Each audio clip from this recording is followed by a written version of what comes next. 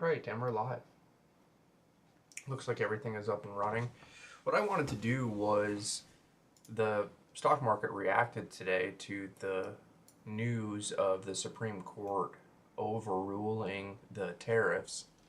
And in some of my favorites, thankfully, they responded positively. So just today we made 3% on Google, 2.5% on Micron and Amazon.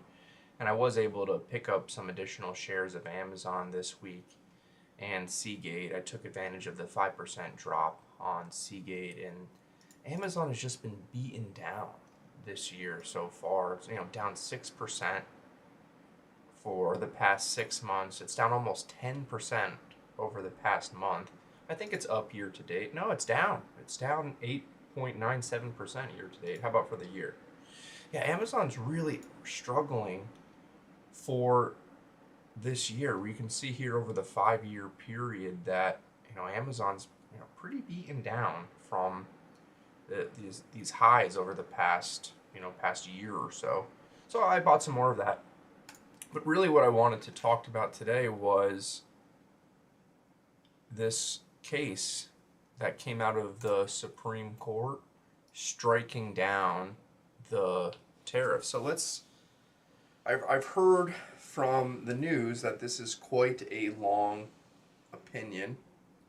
As you can see from the scroll bar, the opinion itself, I heard it was 270 pages with everything, but let's go through it a little bit and find out what the reason was why his tariffs were overruled. So the question with the Supreme Court was, and I haven't read this yet, so we're doing this live to find out what the Supreme Court's reasoning was for overruling the tariffs. I haven't read this. So it looks like the case was, we'll start at the very top here. The case is Learning Resources Incorporated plus additional parties versus Donald Trump, President of the United States, and more parties versus VOS Select. I don't know who any of these parties are versus, of course, the president. And so it looks like the question that was brought up to our highest court, the Supreme Court, was whether this act, the International Emergency Economic Powers Act, authorizes the president to impose tariffs. Because we know that, and it even says here that shortly after taking office, to forestall these threats of drugs, the president determined that this created a public health crisis and that the trade deficits had led to the hollowing out of American manufacturing. Who issued this opinion? Who was the primary writer? What justice issued this opinion? Justice Roberts issued the opinion. So let's just go right to the opinion, and let's see if we can find out the reasoning very quickly as to why the Supreme, because no one wants to go through all of it. I don't want to read all of this. This is too much to actually go through. So I'm curious where, and what I'm looking for is where's the case law mostly, because I want to see where the Supreme Court started relying on case law. So it looks like they actually were interpreting a statute. So it says here, we have long expressed reluctance to read into ambiguous statutory text extraordinary delegations of Congress's powers, quoting a 2022 case. So we can already see that Justice Roberts doesn't want to read in language into the statutes giving Congress more powers. And so they cite these other cases where they decline to read in these other authorizations. So I'm curious why the Supreme Court struck them down. Let's see here. Let's just start from the end, and then we could potentially work backwards. To begin. That's funny, it says to begin here. Okay, so let's go back. It says here, so they're not persuaded here, okay. Turning to the court's precedents, Okay.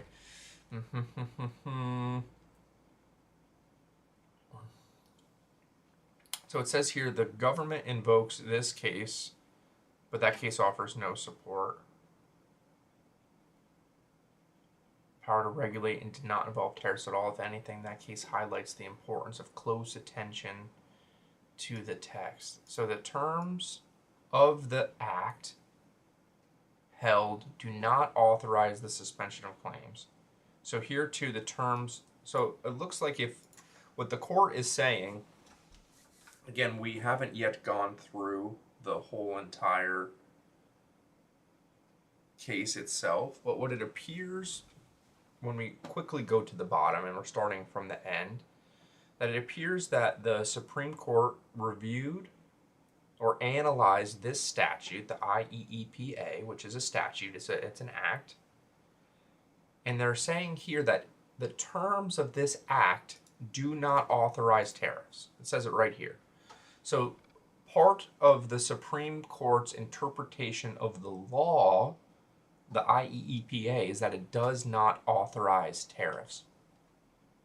Let's go to this third argument. So the third argument was the president asserts, so the president, Donald Trump, asserts the extraordinary power to unilaterally impose tariffs of unlimited amount, duration, and scope. In light of the breadth, history, and constitutional context of that authority, he must identify clear congressional authorization to exercise it.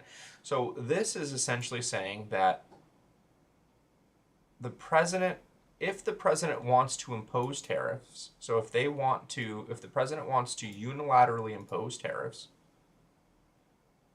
the president must identify clear congressional authorization to exercise it. So what they're saying here in this case is that in order for the president to impose tariffs, he must have authority by Congress, so an act, because Congress establishes acts, to exercise it. Then they look back at the act. So they're looking back at the IEEPA, and they say that the IEEPA's grant of authority, can you guys see this here? Grant of authority to regulate importation falls short. So based off of that sentence, before we go any further, what the Supreme Court is saying, that the authority granted by this act, the IEEPA, I don't know what I just did there, the IEEPA, can I just make it green? This act, which was enacted by Congress, grants authority to regulate imports. So they're saying that the IEEPA's grant of authority to regulate imports does not give the president the unilateral power to impose tariffs of unlimited amount, duration, and scope. That's essentially what they're saying. And this is how they're interpreting it. This act, the IEEPA, contains no reference to tariffs or duties. Okay, so first they're saying that the IEEPA grant of authority to regulate imports does not contain any reference to tariffs or duties. So they're saying that because this statute does not contain any reference to tariffs or duties, that it doesn't give the president the unlimited amount, duration, and scope powers to unilaterally impose tariffs. Then it says here the government. So just so we're aware, when they're talking about the government, let's highlight that. What is the government? Government really should be green, because government will make government green, and we'll make this thing blue. Okay. The government points to no statute in which Congress used the word regulate to authorize taxation. So they're saying that in another context, because we'd have to go back and read the whole case together, but they're saying that in another context, the government, the United States, Trump, points to no statute in which Congress used the word regulate to authorize taxes. And until now, no president has read the IEEPA to confer such power. We claim, this is the United States Supreme Court claims, no special competence in matters of economics or foreign affairs. We claim only as we must the limited roles assigned by us by Article 3 of the Constitution. Fulfilling that role, we hold that the IEEPA does not authorize the president to impose tariffs. That's their holding. It says it right here. We hold that the IEEPA does not authorize the president to impose tariffs. They are affirming the reasoning of the lower court. They're vacating the district court. So they're saying the district court, whatever they said, is wrong. The case is remanded with institutions to dismiss. Instructions to dismiss for lack of jurisdiction. Well, now that's interesting. So they're saying that the appeals court case is affirmed. The case is remanded to dismiss for lack of jurisdiction. Now that's interesting. So they're saying dismiss the district of Columbia. Okay, that's beside the point. I don't think anybody here today cares about the jurisdiction of this case. What I think they care about is why. So at least just briefly reading the conclusion, and we started from the end here, it appears that Congress interpreted the IEEPA, and admittedly, I'm not sure what that stands for. We'd have to go back to the beginning and find out what that stands for. The IEEPA, where does it define it anywhere? Where is the IEEPA? IEEPA. The International Emergency Economic Powers Act. Okay. So now we're saying that the Emergency Economic, whatever it is, Powers Act, the IEEPA, when the court reviewed this statute, which is I believe it's a federal law, which Congress passed, they're saying, they're being the Supreme Court of the United States, is saying that this statute does not authorize the president to impose tariffs. Interesting. So it looks like they took what's called a textual, look, it even says it here, a textual reading. So in legislative interpretation, there are different ways to read statutes. Because if we pulled up the IEEPA, can we even pull it up?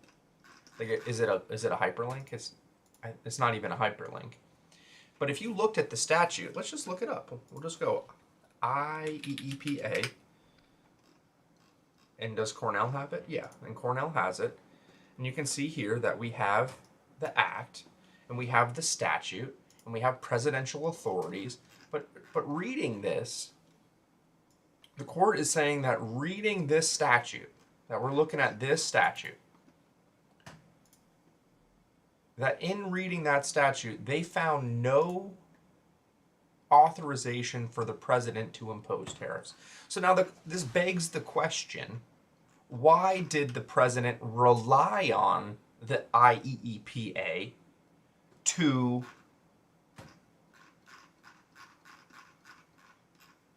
what's the right word I'm looking for? To grant his authorization to impose tariffs? The Supreme Court is saying it didn't. Well, let's find out what their second argument was. So, what it appears to me on first blush is the Supreme Court is saying, we read this statute.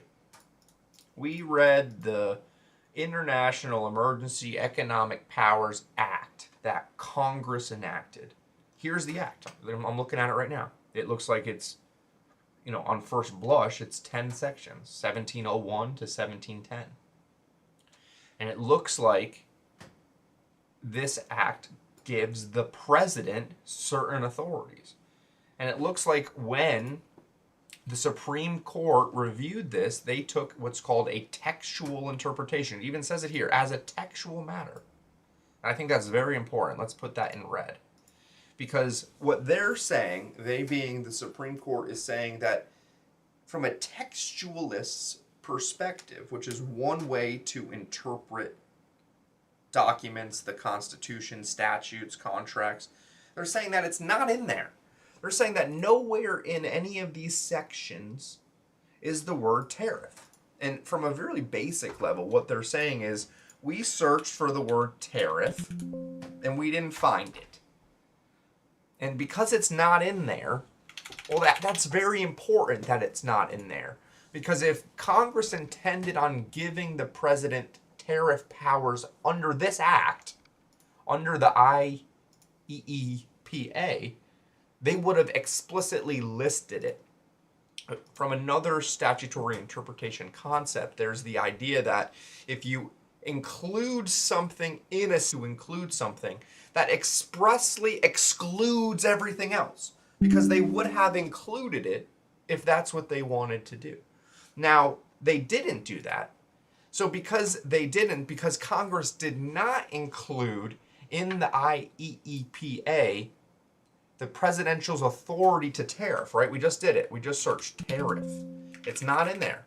My computer's yelling at me because it's not in at least the presidential powers section of the IEEPA. So they're saying as a textual matter, and again, we'll have to read this whole section together, but as a textual matter, it's not in there. So let's go back to the section. And we're kind of reading it in reverse. So we're looking at this case in reverse. We already know what they held. The Supreme Court held that the IEEPA does not authorize the president to enact tariffs. It just doesn't give him that power. So let's go back and we'll read it backwards to forwards. So let's find out what they said in Section B. To begin, the IEEPA authorizes the president to investigate, block during the pendency of any investigation, regulate, direct, compel, nullify, void, prevent, or prohibit importation or exportation. Okay, so on first reading, it appears that the IEEPA grants the president certain authorizations. Those authorizations are to deal with importation or exportation. Okay, so we can see here that, I could see why perhaps just reading this one sentence, you could make an argument that the IEEPA governs tariffs, because doing importing and exporting sometimes involves tariffs. I could see that from a practical perspective. But then the Supreme Court goes on and says, absent from this lengthy list of powers is any mention of tariffs or duties. So what the Supreme Court is doing here is they're saying, well, what does this act, the IEEPA, say? What powers does it actually give the president? And the Supreme Court is saying, well, it gives them these powers in regards to importation or exportation. And it's saying, absent from this lengthy list of powers is any mention of tariffs or duties. So they looked at the presidential authorities. They probably looked at 1702. Does it cite it there? Let's confirm. It does. Under 1702A1B, so 1702A1B, here are the presidential powers. And the United States Supreme Court is saying, look, this act, the IEEPA, gave the president certain authorities, certain authorizations. These were the things that the president could do. And even the Supreme Court is saying it's a lengthy list of powers. So they're saying, the Supreme Court is saying, look, Congress gave the President of the United States a lot of powers. And those powers are specifically enumerated in 1702 of the IEEPA. You can just get on Cornell Law School to find this. So we go to 1702, and we see here those powers. These are the powers that they're citing. And Congress gave, according to the Supreme Court, a lengthy list of powers. But importantly, it says here that none of those powers mention any tariffs. Then they go on to say that that omission is notable in light of the significant but specific powers Congress did go to the trouble of naming. So this is exactly like we were saying before. Just like we were saying before, when Congress makes a law, Congress specifically included certain things in that law. They made the trouble of naming certain things. And by Congress including in the IEEP certain enumerated powers of the president, they specifically excluded others. Because just on this paragraph alone, What the Supreme Court of the United States is saying is, look, we read this statute, we read this, and it's not in there. And because it's not in there, we're not going to read it in. Because Congress went through the trouble of drafting this, perhaps poorly, but that's for another time. And Congress didn't include in this statute the president's authority for tariffs or duties. So let's go on further. It stands to reason that had Congress intended to convey the distinct and extraordinary power to impose tariffs, it would have done so expressly, as it has in other tariff statutes. So this is exactly the concept of statutory interpretation. What is it called? I think it's called expressio unius. Yeah, there it is. Ex exclusio alteris. So essentially what this means is a principle in statutory construction where one or more things of a class are expressly mentioned, others of the same class are excluded.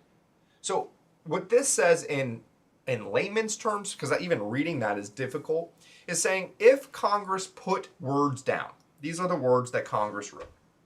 By Congress putting those words down, Congress is not including any other words. It's really important because Congress put those words in, there's no other words that we're going to include in there. This is a textualist interpretation of a statute, and this is the rule of legislative construction in Latin, in legalese, that essentially says the same thing. Expressio unius est exclusio alteri us.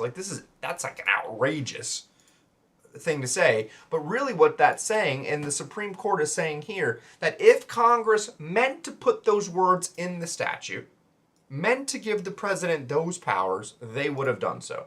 Because they didn't, because Congress didn't give the president those powers, we're not going to read in those powers. They weren't there, and so we're not going to say they were there.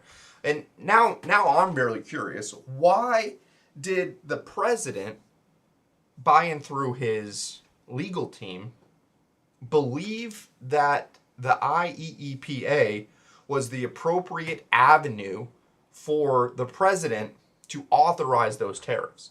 I have to imagine that the president would have known that it would be possible that they would take a textual interpretation of the statute and see that it's not in there. I mean, look, the word tariff is not in there. Tartar is not even in there. It's not part of the statute, the president's powers. And so I wonder why they utilize this. So what we see here is now they go on. The Supreme Court goes on, and we can see what the government was potentially arguing. So it appears that the government was arguing that regulate an importation is what actually authorized the president to enact the tariffs. So I bet regulate is in here. So if we look at regulate, yep, regulate is in there. It's in the statute. And importation is importation. Yep, regulate importation. So what they're saying, the government, what Trump's argument was, and it wasn't Trump, it was his legal staff. He wasn't making these. Trump didn't write these briefs. But what happened was, whoever was writing the brief argued that, well, we have this statute that gave the president certain abilities. And some of those abilities were to regulate importation. And so because the president can regulate importation, well, we're going to read into this statute that gave the president the ability to impose tariffs. That's the government's argument. Why I'm so curious is there no other statute that gave the president any authority to impose tariffs? There has to be another statute. I have to imagine that there is a statute that gave him the ability. Why did the government decide to rely on the IEEPA to enact such tariffs? Is there really no other authority? But let's go on to review this next paragraph. So this is what I was just saying. The power to regulate importation does not fill the void. So the Supreme Court of the United States is saying that the government cannot rely on the words regulate and importation in the statute to read in additional powers for the president. And then they go on. Regulate, as that term is ordinarily used, means to fix, establish, or control, or to adjust by rule, method. Okay, they're using Black's Law Dictionary, an old version, which is very interesting, to define the word regulate. This definition captures much of what a government does on a day-to-day basis. Indeed, if regulate is as broad as the principal dissent suggests, so the dissent down there, then the other 8 verbs in that section, 1702, are simply wasted ink. But the facial breadth of regulate places in stark relief what the term is not usually thought to include: taxation.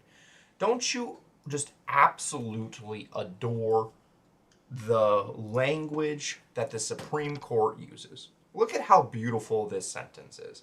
But the facial breadth of regulate places in stark relief what the term is not usually thought to include: taxation. What a beautifully constructed sentence. That's just gorgeous writing. It really, this is why they are sitting on the highest pedestal. And perhaps we don't know if that was wrote verbatim by the justice or whether it was one of the justice's clerks, but that sentence alone really speaks volumes to the high level of this writing in these briefs. But anyway, the U.S. Code is replete with statutes granting the executive the authority to regulate someone or something. Yet the government cannot identify any statute in which the power to regulate includes the power to tax. The government concedes, for example, that the SEC cannot tax the trading of securities, even though it is expressly authorized to regulate the trading of securities.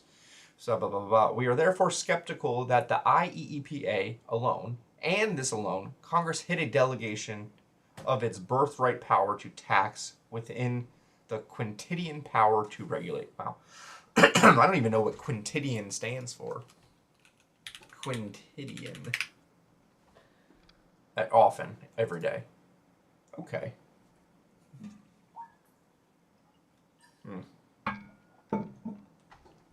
The Supreme Court goes on. Taxes, to be sure, may accomplish regulatory ends. But it does not follow that the power to regulate something includes the power to tax it as a means of regulation. So it almost appears that the Supreme Court is saying that a tariff is a tax. Is a tariff a tax?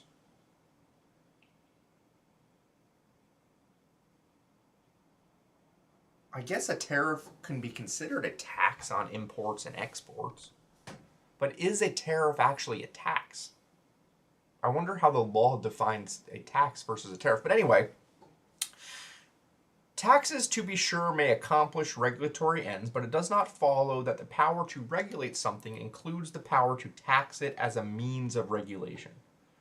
Congressional practice suggests as much. When Congress addresses both the power to regulate and the power to tax, it does so separately and expressly. So again, we see this textual approach here.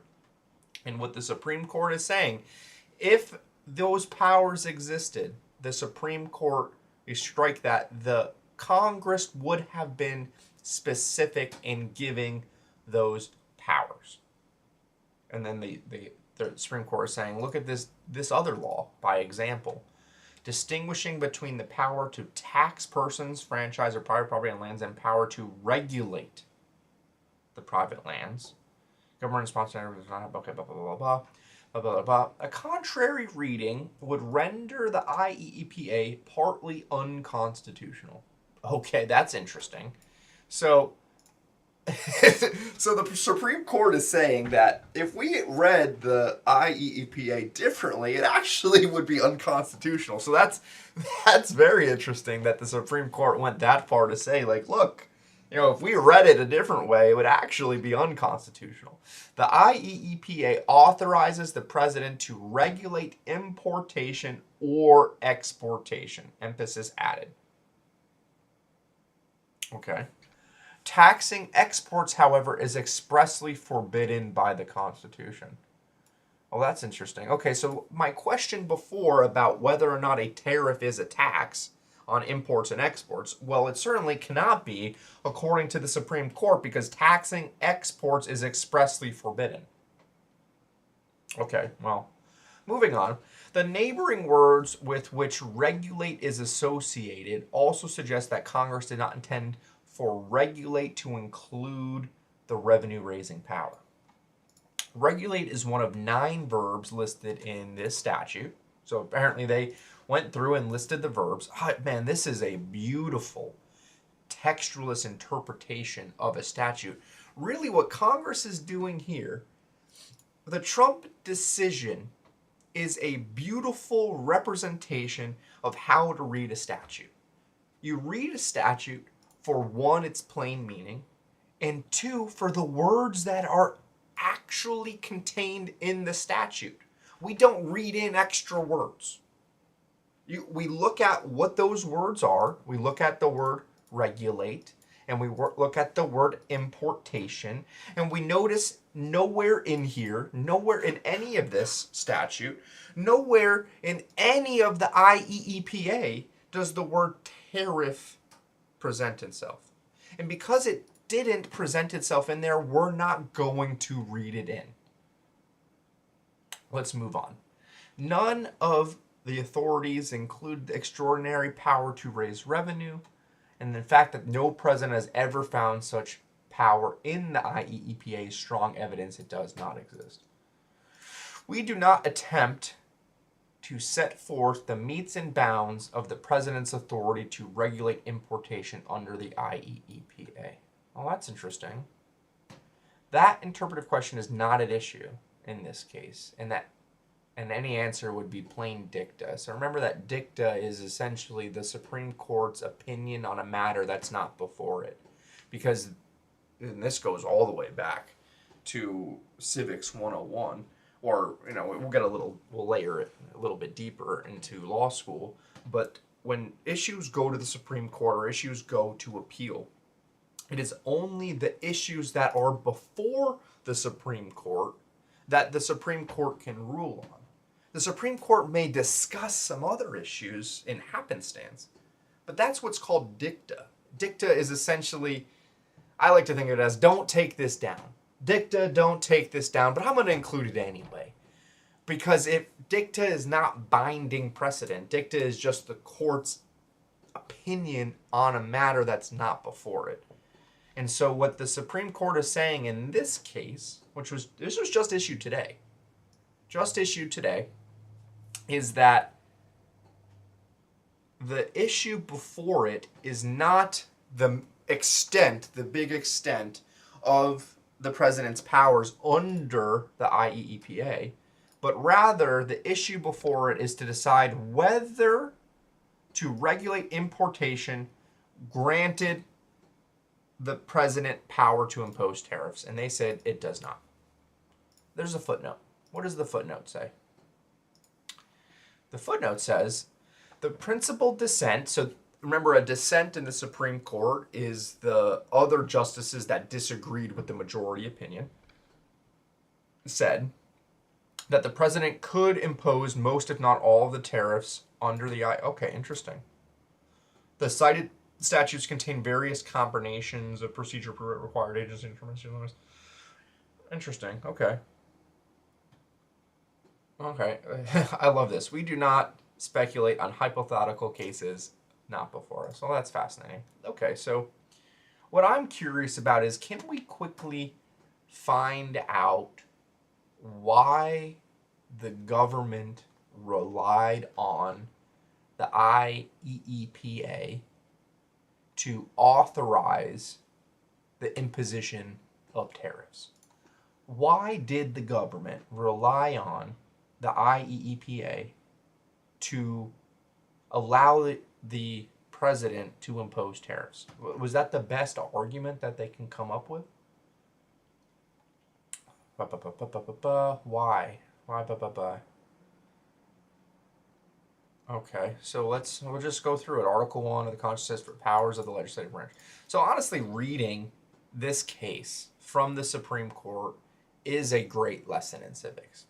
So first, it shows you where the powers of the legislative branch, which is Congress, can be found. Well, they can be found in Article 1, Section 8 of the United States Constitution. The first clause of that provision specifies that Congress shall have the power to lay and collect taxes, duties, imports, and excises.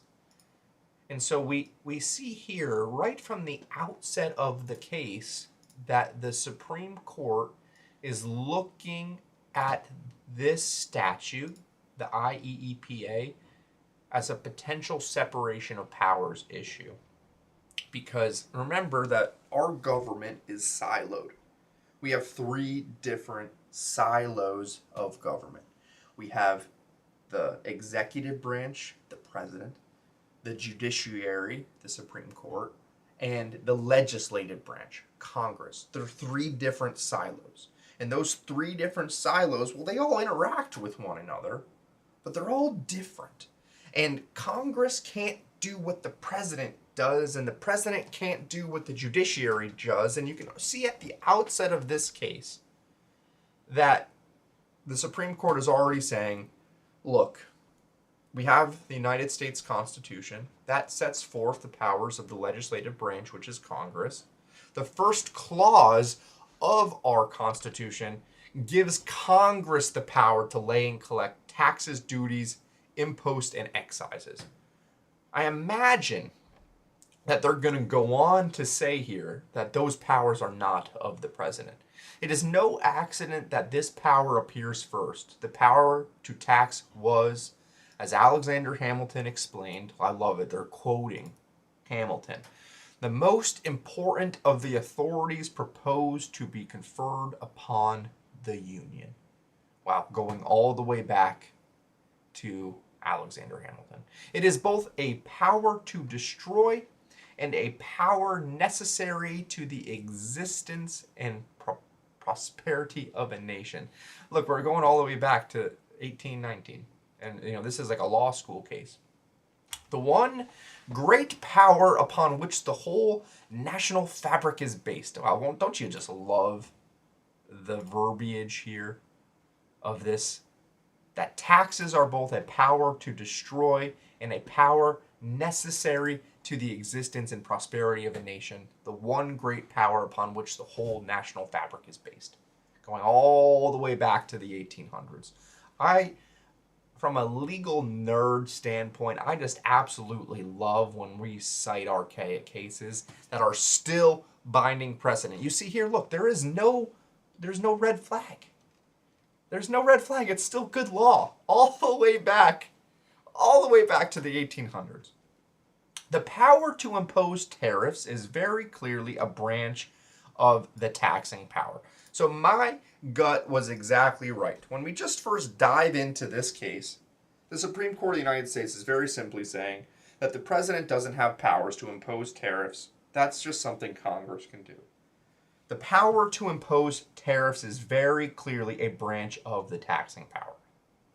A tariff, oh look, another case you read in law school. A tariff, after all, is a tax levied on imported goods and services. Okay. Indeed, the framers expected. Isn't this interesting? So when they refer to the framers, let's highlight that. The framers, they're going all the way back to the people who were sitting down at the table. They were just sitting there, probably, with their wigs and everything. They were sitting down and they were coming up with what to do in the terms of putting together the United States Constitution. Indeed, the framers expected that the government would, for a long time, depend chiefly on tariffs for revenue. Little wonder then that the first Congress's first exercise of its taxing power was a tariff law. Well, that's fascinating. So I'm not sure if you knew that, but according to the Supreme Court, the first exercise of Congress's taxing power was actually a tariff. Recognizing the taxing power's unique importance and having just fought a revolution, wow, we're going all the way back. This is incredible. Let's skip the background here. The government, so Trump, thus concedes as it must that the president enjoys no inherent authority to impose tariffs during peacetime. Okay, so this is something very important. So we can see here right away why the government may have relied on the IEEPA to impose or to give the president authorization to impose tariffs. Because the president concedes, the government concedes that, oh no, during normal times, we have no authority to impose tariffs. However, I bet as we go on here, we'll see here that it's not normal times because the statute is the Emergency Economic Powers Act. So if there is a national emergency, as the government contended there was a national emergency, if we go all the way back to the beginning of the case, there was an emergency because there is an influx of illegal drugs from Canada, Mexico, and China, and large and persistent trade deficits. And now there is a national emergency. Because there is a national emergency, some really savvy attorneys said, well, hold on a second, Mr. Trump. Ordinarily, you can't impose tariffs. However, if there is an emergency, you get emergency economic powers. And so since there is an emergency, according to Trump, and that emergency is the influx of illegal drugs, that's how we get our power to impose tariffs. The Supreme Court is saying no. Supreme Court is saying no, that's not what the statute says. So in all, and I'm not going to read this whole case because I think we've accomplished everything we need to for our purposes today. This entire video can be summed up as the Supreme Court struck down the president's powers to impose tariffs under the IEEPA because it's not included in the statute. If Congress wanted to give the president those powers, they would have clearly listed it. Because they didn't, he doesn't have those powers. So that's what this whole case is about. You go ahead and read it. I wonder if it's public record yet. It was just issued today by the Supreme Court. And for my purposes, what I think is really fun is watching how the market reacted to those tariffs being struck down. So there can be no future tariffs. But if we go and look at what I find really important, which is how does it impact my portfolio, we can see that Amazon, which I think really took a hit from the tariffs, had almost a 3%, or at some points a 3% recovery today. And Amazon's been really beaten down. Like we talked about earlier, over the past month, it's down almost 10%. It was down probably closer to 10%. And yeah, I bought some earlier in the week to take advantage of that.